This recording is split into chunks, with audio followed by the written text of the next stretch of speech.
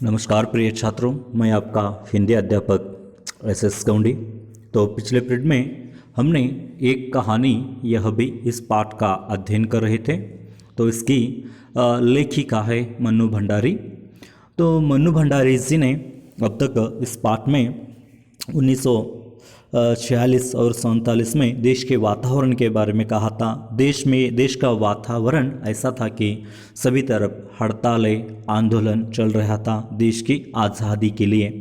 तो मन्नू भंडारी भी यहाँ पर युवती थी। तो देश का युवा कोई भी अपने आप को उस आज़ादी के आंदोलन में जाने से रोक नहीं पाता था। तो उसी तरह मन्नू भंडारी भी क्या करती है, यानी कि यहाँ पर इस देश के आज़ादी के आंदोलन में हिस्सा लेती है, भाग लेती है।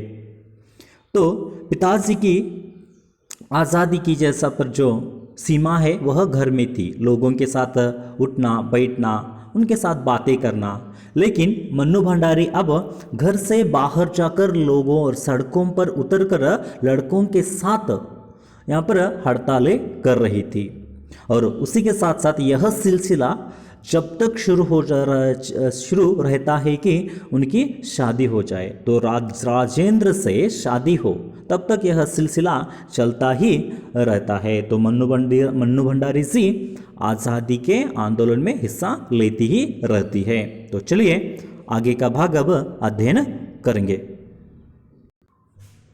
तो मन्नू भंडारी जी यहाँ पर कहती है, यश कमाना बल्कि कहूँ कि यह लिप्सा पिताजी की सबसे बड़ी दुर्बलता थी। यानी कि यश कमाना, नाम कमाना, बल्कि कहूँ कि यश कमाना, यानी कि उनके पिताजी की क्या थी, यानी कि यहाँ पर चाह, इच्छा जो थी यह बहुत ही बड़ी दुर्बलता थी। यश कमाना बल्कि कहूँ कि यश लिप्सा, लिप्सा यानी कि चाह इच्छा, यश यानी कि क्या थी, उनकी पिताजी की चाह इच्छा ही थी। नाम कमाना चाह थी, जैसा पर यश सक्सेस होना जीवन में उनकी इच्छा थी। हर एक व्यक्ति जीवन में सक्सेस होना चाहिए, यशस्वी होना चाहिए, यश मिलना चाहिए, यही उनके पिताजी की चाह थी, मन्नू भंडारी जी के पिताजी। यह एक उनकी दुर्बलता थी, वीकनेस पॉइंट था उनका, कि सिर्फ हर एक को यशस्वी होना चाहिए जीवन में। और उनके जीवन की दूरी था यह सिद्धांत की व्यक्ति को कुछ विशिष्ट बनकर जीना चाहिए। तो उनका जीवन का एक सिद्धांत था, दूरी यानी कि अक्ष अथवा रेखा कहते हैं। तो उनकी जीवन की एक दूरी थी, उनकी जीवन की एक सोच थी कि उनका जीवन का एक सिद्धांत था कि व्यक्ति को कुछ विशिष्ट बनकर जीना चाहिए, विशिष्ट बनना चाहिए, श्रेष्ठ बनना चाहिए। चूहों की जिंदगी ऐसे जीना नहीं चाहिए, वह एक शेर की जिंदगी जीना चाहिए थी उन्हें।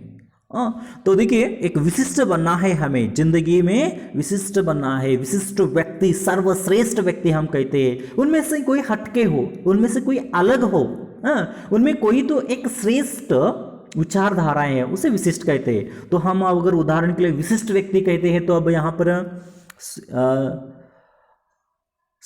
अब्दुल कलाम जी एक विशिष्ट व्यक्ति थे, हटके से थे, सबसे अलग थे। गरीब होने के बावजूद भी, यहाँ पर जैसा पर देहातों में पैदा होने के बावजूद भी उन्होंने देश के एक अच्छे साइंटिस्ट बने। तो ऐसे विशिष्ट बनकर हमें क्या करना चाहिए, जीना चाहिए। तो सचिन तेंदुलकर हटके से थे, विशिष्ट, क्रिकेट में विशिष्ट था, वो है विशिष्टता थी उनमें। हर एक खेलता था अलग, लेकिन आज के दिन में भी उनको सभी लोग क्या करते हैं, उनका अनुसरण करते, पालन करते। तो ऐसे विशिष्ट जिंदगी जीना ही उनके पिताजी का मकसद था। तो कुछ ऐसे काम करने चाहिए कि समाज में उसका नाम हो, सम्मान हो, प्रतिष्ठा हो, वर्चस्व हो। तो एक व्यक्ति विशिष्ट बनना है तो ऐसे काम करना चाहिए उन्हें, समाज में उनका नाम हो, अथवा उसी के साथ साथ सम्मान हो, इज्जत हो, प्रतिष्ठा हो और वर्चस्व हो। तो ऐसे जिंदगी जीना चाहिए, ऐसे उनके पिताजी की सोच थी, उनके पिताजी कहते हैं। तो सभी लोग 11 में एक बनना नहीं है हमें, तो अकेले एक बनकर दिखाना है, यानी कि नाम कमाना है। 4 लोगों में हमारा नाम होना चाहिए, इज्जत होना चाहिए, वर्चस्व होना चाहिए। यही सोच मन्नू भंडारी जी के पिताजी की थी। तो वह अपने बच्चों को भी यह होते हुए देखना चाहते हैं। तो इसके चलते ही मैं दो एक बार अनेक कोप उनके कोप से बच गई थी। तो इसके चलते ही, यह सोच चलते ही उसी समय एक दो बार पिताजी के क्रोध से, गुस्से से, कोप से बच गई थी। तो पिताजी कुछ कहते कहते मन्नू भंडारी जी को वहाँ पर ऐसे ही छोड़ दिए थे। दो उन्होंने बच गई थी। दो आगे देखिए, एक बार कॉलेज से प्रिंसिपल का पत्र आया कि पिताजी आकर मिले और बताए कि मेरी गतिविधियों के कारण मेरे खिलाफ अनुशासनात्मक कार्रवाई क्यों न किए जाए। तो एक बार मन्नू भंडारी जी के कॉलेज से मन्नू भंडारी जी के पिताजी को पत्र आ जाता है। तो पत्र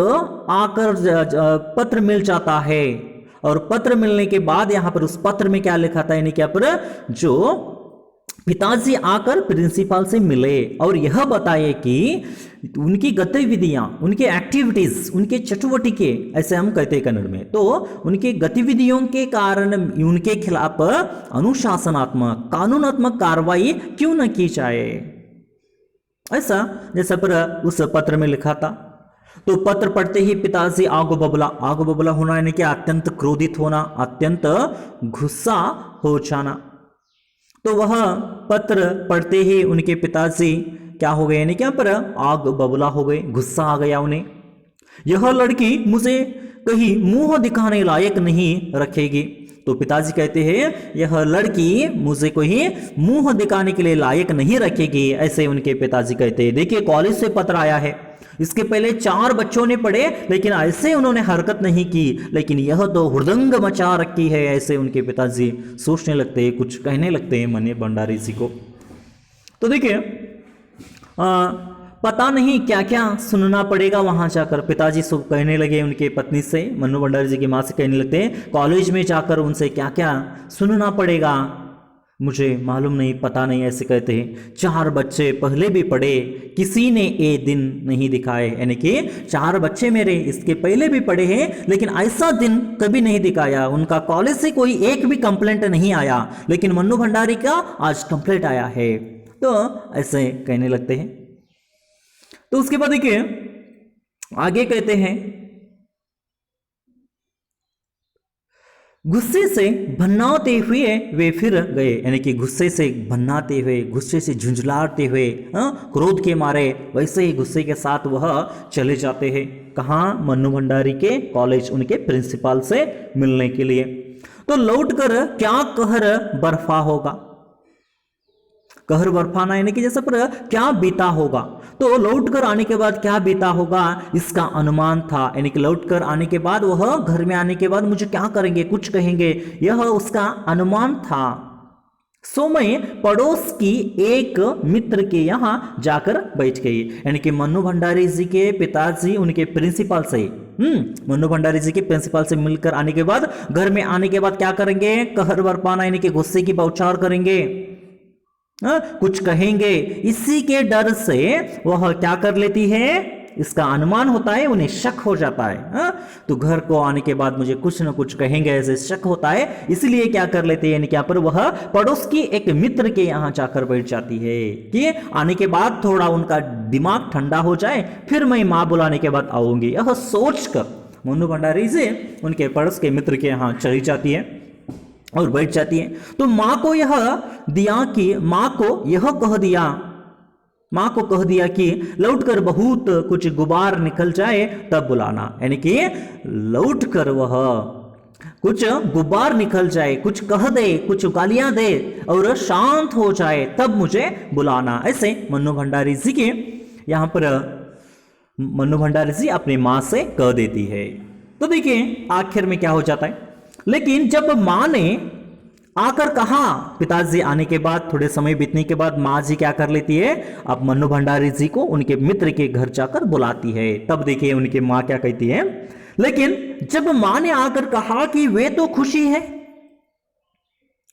चली चल तो विश्वास नहीं हुआ, तो चली चल तो विश्वास नहीं हुआ। तो मन्नू भंडारी जी की माँ आकर उनसे कह देती है कि पिताजी प्रिंसिपल से मिलकर आए हैं, लेकिन वह तो बहुत ही खुश दिखाई दे रहे हैं, कुछ उनमें उनके चेहरे पर गुस्सा नहीं है।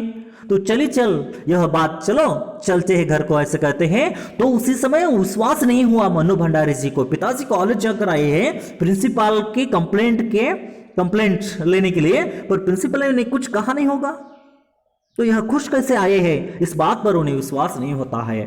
तो गई तो सही, तो घर को चली आ जाती है, लेकिन डरते डरते। तो मन्नू भंडारी उस समय अपने घर डरते डरते यहाँ पर चली आ जाती है पिताजी से। तो देखिए डरते डरते चली आ जाती है। सारे कॉलेज की लड़कियों पर इतना रोब है तेरा। तो पिताजी मन्नू भंडारी जी जब घर आती है तब उनके पिताजी यह वाक्य कहते हैं, सारे कॉलेज की लड़कियों पर इतना रोब है तेरा, यानी कि सारे कॉलेज की लड़कियों पर इतना अधिकार है तेरा, सारा कॉलेज तुम 3 लड़कियों के इशारे पर चल रहा है। यानी कि मन्नू भंडारी उन्हें पूछ लेते हैं, मन्नू भंडारी जी को उनके पिताजी पूछ लेते हैं, सारा कॉलेज तुम 3 लड़कियां हो, तुम्हारे इशारे पर ही चलता है क्या, या क्या चल रहा है? ऐसे उनको एक प्रश्न पूछते हैं, सवाल पूछते हैं। तो प्रिंसिपल बहुत परेशान थी वह, और बार बार आग्रह कर रही थी कि मैं तुझे घर बिठा लो। यानी कि प्रिंसिपल क्या थी, यानी क्या पर बहुत ही परेशान थी, वह परेशानी में थी और बार बार आग्रह कर रही थी, प्रार्थना कर रही थी, गुजारिश कर रही थी कि मैं तुझे घर बिठा दूं, यानी कि कॉलेज न भेजो, घर में ही बिठा लो, ऐसे आग्रह कर रही थी। आप अपने बेटे को अपने घर में रखिए, उसके बिना उसी के लिए हमारा कॉलेज ठीक तरह से नहीं चल रहा है, ऐसे उनकी प्रिंसिपल कह रही थी। और आप अपने बेटे को घर में बिठा कर लीजिए, 3 लड़कियां जो है कॉलेज में हुड़दंग मचा रखी है, इनके इशारों पर ही कॉलेज पूरा चल रहा है, इसी के कारण हमारा कॉलेज चलना ही नामुमकिन हो रहा है, इसलिए आप अपने बेटी को घर में ही बिठा कर लीजिए, ऐसे प्रिंसिपल कहते हैं। ऐसे उनके पिताजी मन्नू भंडारी जी को बताते, क्यों वे लोग किसी तरह, क्योंकि यानी कि प्रिंसिपल सभी लोग, क्योंकि वे लोग किसी तरह डरा धमका कर डांट डपट कर लड़कियों को क्लासों में भेजते हैं। अगर तुम लोग एक इशारा कर दो कि क्लास छोड़कर बाहर आ जाओ, तो सारी लड़कियां निकलकर मैदान में जमा होकर नारे लगाने लगती है। तो देखिए मन्नू भंडारी जी कहते हैं कि उन्होंने क्या करते हैं, सभी बातचीत 3 लड़कियों को छोड़कर बाकी जो बची हुई लड़कियां हैं उनको क्या करती है, यानी क्या पर डराती है, धमकाती है, कुछ भी कहती है और अंदर भेजती है। लेकिन यह 3 लड़कियां बाहर रहकर एक इशारा कर दे तो सारी लड़कियां क्या करती है, क्लास छोड़कर बाहर चली आती है और उधर मैदान में इकट्ठा हो जाती है, मिल जाती है, जमा होकर नारे लगती है। देश के आंदोलन के बारे में नारे लगाती रहती है वह। तो तुम लोगों के मारे कॉलेज चलना मुश्किल हो गया है उन लोगों के लिए।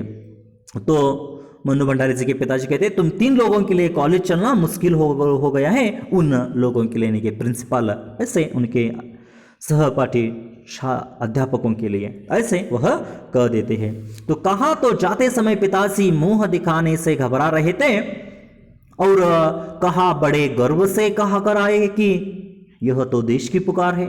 तो मन्नू भंडारी जी के पिताजी प्रिंसिपल जी को मिलने के लिए जा रहे थे, तब उस समय कह रही थी कि मुंह दिखाने घबरा रहे थे कि क्या कुछ न होगा मेरा, लेकिन वहां बड़े गर्व से बहुत ही जोश के साथ कहकर आए थे कि यह पूरे देश की पुकार है।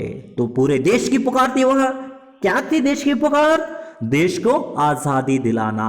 तो मन्नू भंडारी अब तक किसके लिए लड़ रही थी, लड़कियों को लेकर कॉलेज के देश के आंदोलन के लिए, देश के आजादी के लिए, देश के आंदोलन में हिस्सा लेकर आजादी के लिए लड़ रही थी। तो मन्नू भंडारी जी के पिताजी भी जोश के साथ कहकर आते हैं, अपनी बेटी पर गर्व कहकर आते हैं कि यह तो पूरे देश की पुकार है, यानी कि पूरा देश ही 1946 और 1947 अगस्त के पहले आजादी के लिए लड़ रहा था।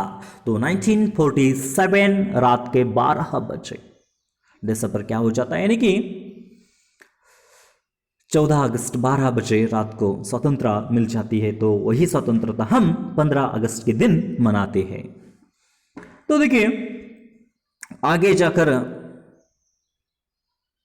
फिर क्या हो जाता है, तो इस परिच्छेद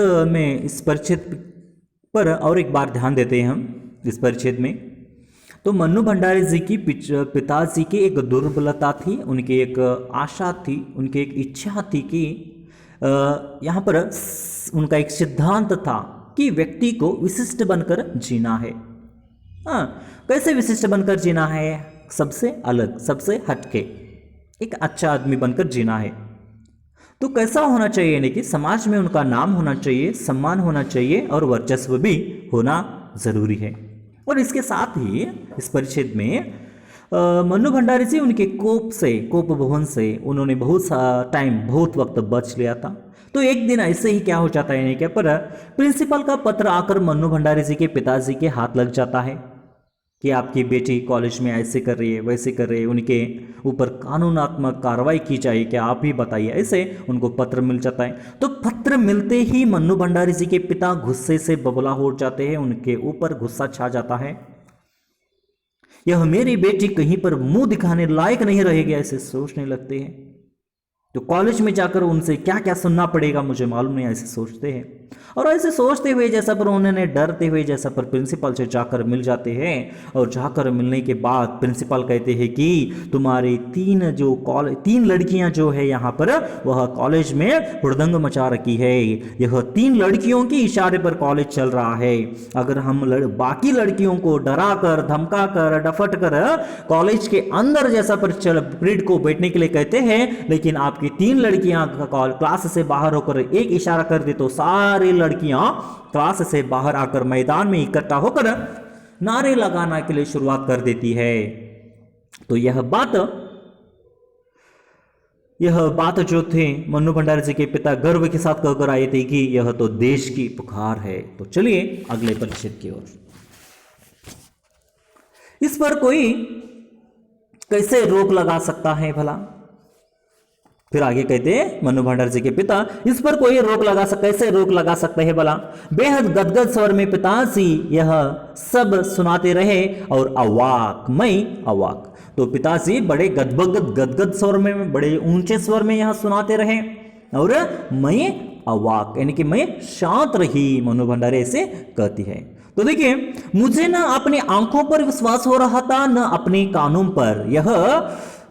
यह हकीकत थी। यानी कि मन्नू भंडारी जी, उनके पिताजी जो आकर उनके घर में, उनके सामने और उनके माताजी के सामने कॉलेज की हर एक घटना को बता रहे थे, तो इस पर मन्नू भंडारी जी को विश्वास नहीं हो रहा था। उनके कानों पर, उनकी आंखों पर विश्वास नहीं हो रहा था। क्या यह सच है? ऐसे अपने आप को प्रश्न कर रही थी, लेकिन यह हकीकत था।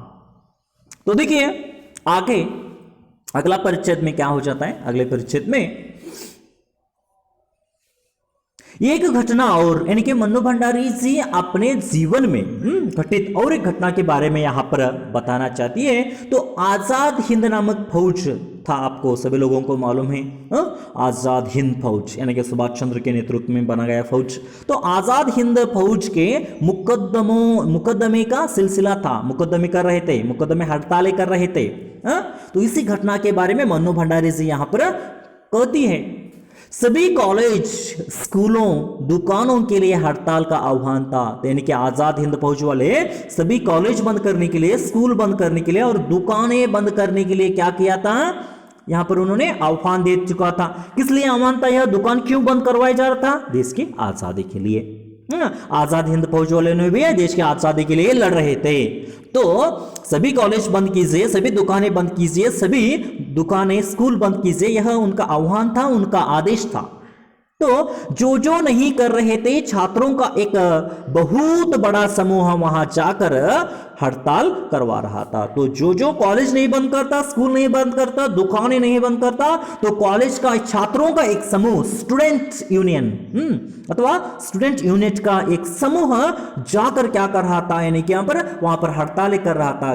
जिसने दुकान बंद नहीं करवाई उसको बंद करवाना, जो कॉलेज नहीं बंद करवाया उसे बंद करवाना, ऐसे हड़ताल कर रहा था, आंदोलन कर रहा था। आप भी देश के आंदोलन के लिए, देश के आजादी के लिए सहयोग दीजिए, ऐसे उन्हें कहकर हड़ताल करवा रहे थे। हड़ताल यानी कि स्ट्राइक। तो आजकल किसान का स्ट्राइक था, आप सभी लोगों ने देखा ही है। तो ऐसे स्ट्राइक करवा रहे थे। तो शाम यानी कि स्ट्राइक किस लिए होता है? अपनी मांग पूरी करने के लिए। जो भी बच्ची कुछ अपनी मांग रही थी उसे पूरी करने के लिए। अभी अभी हाल ही में हमें भी सरकारी नौकर बना दीजिए ऐसे, बस हमारे KSRTC के मित्र अथवा हमारे सभी गुरुजन लोग भी स्ट्राइक कर रहे थे कि हमें भी सरकारी नौकर बना दे ऐसे। तो ऐसे स्ट्राइक होती रही थी। तो उस समय 1946 और 47 के समय देश की आज़ादी के लिए आंदोलन हो रहा था, चल रहा था, हड़ताल मच रहा था। तो शाम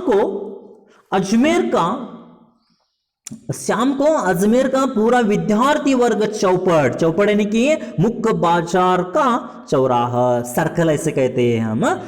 मुख्य बाजार जो रहता है शहर में वह सर्कल, तो बेंगलुरु में हम MG रोड ऐसे कहते हैं। अगर आप चिक्कोड़ी में आए तो जैसा पर KC रोड मुख्य बाजार है, तो ऐसे एक सर्कल में सर्कल यानी कि चारों ओर राह होना, नाल्कू दिक्किगे रस्ते होगोदु, सो चौराहा ऐसे कहते हैं। तो देखिए मुख्य बाजार का चौराहा पर सभी छात्र इकट्ठा हो जाते हैं, शाम के समय इकट्ठा हुआ और फिर भाषणबाजी, यानी कि वहां पर देश के आजादी के लिए सभी लोगों ने भाषणबाजी शुरू की। इस बीच पिताजी के एक निहायत दकियानुसी मित्र ने घर आकर अच्छी तरह से पिताजी की लू उतारी, यानी कि यहां पर एक यह हड़ताल होता रहता है। तो हड़ताल होने के बाद शाम के समय उनके मन्नू भंडारी जी के पिताजी है, उनके मित्र आ जाते हैं। वह मित्र कैसे है? दकियानुसी पुराने ख्याल वाला, पुरानी सोच वाले कैसे होती है? लोग कैसे थे? लड़की को घर से बाहर नहीं जाना देना चाहिए, लड़की अगर घर से बाहर जाती है तो वह अपराध है, तो ऐसे सोचने वाले। तो पुराने ख्याल वाले मित्र मन्नू भंडारी जी के पिताजी के एक मित्र उनके पास आकर उनको कहने लगे, उनके पिताजी के अच्छे लू उतार देते हैं, यानी कि अच्छा उनका गर्व अहंकार जो उतार देते हैं और कहते हैं कि अरे उस मन्नू की तो मत मारी गई है, पर भंडारी जी आपको क्या हुआ है? यानी कि कहते हैं मन्नू की तो मत मारी गई यानी कि बुद्धि मारी गई है, उनकी बुद्धि हीन हो गई है, उनकी बुद्धि ही नहीं है, तो बुद्धि मारी गई है और आपको क्या हो गया है? ठीक है ना आप तो ऐसे कहने लगते हैं। तो आपने लड़कियों को आजादी दी, पर देखते आप जाने कैसे कैसे उल्टे सीधे लड़कों के साथ यहां पर हड़तालें करवाती, हुड़दंग मचाती फिर रही है वह।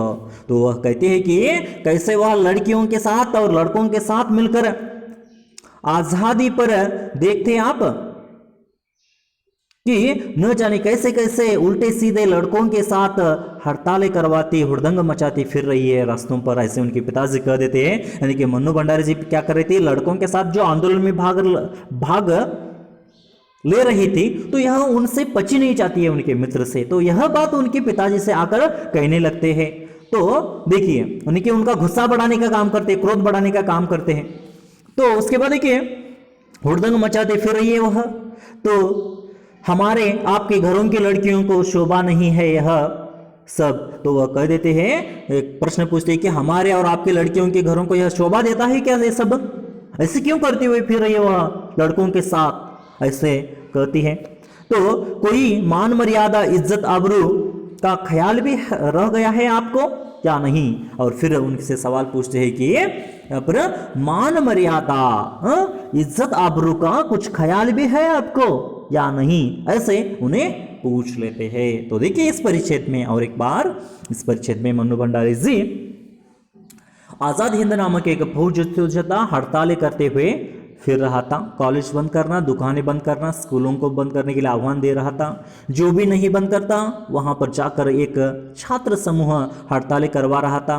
तो शाम के एक समय अजमेर का पूरा विद्यार्थी समूह एक चौराहे पर आकर इकट्ठा होकर भाषणबाजी करवाने लगा। तो इस घटना को देखकर मन्नू भंडारी जी के पिताजी के एक पुराने ख्याल वाले दोस्त मित्र आ जाते हैं और मन्नू भंडारी के बारे में उनके पिताजी से शिकायत करने लगते हैं, कंप्लेंट करने लगते हैं कि कैसी तुम्हारी बेटी, जरा तो तुम्हें आबरू का ख्याल है या नहीं? लड़कों के साथ हुड़दंग मचाती हुई फिर रही है, ऐसे कह देते हैं। तब फिर आगे क्या हो जाता है, देखिए आगे जो बचा हुआ है अगले पीरियड में हम देखेंगे। तब तक थैंक यू, धन्यवाद।